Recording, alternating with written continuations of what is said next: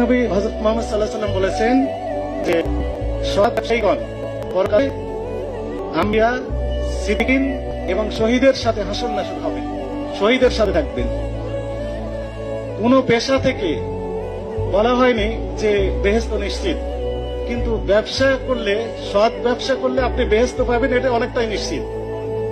এই জন্য আমি এখন সরকারি চাকরি করি, কিন্তু আমি ভাবি যে সরকারি চাকরি করলে আমি যে নিশ্চিত বেহেশতে যাব, I am not sure of that.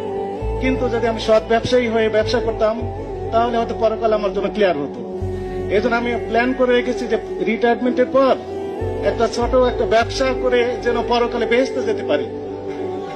এটাই আমার প্ল্যান, আমি এটা বলে দিলাম। কিন্তু শর্ত প্রযোজ্য, এখানে বলা হচ্ছে সৎ ব্যবসায়ী, সৎ হতে হবে।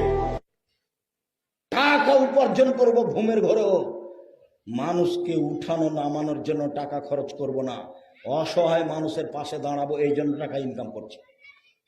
বাপ মায়ের চাচা চাচির পাশে দাঁড়াবো এই জন্য টাকা ইনকাম করছি। পাড়ার অসহায় মহিলার সহযোগিতা করব এই জন্য টাকা ইনকাম করছি। ঘুমের ঘরেও ব্যবসা করব।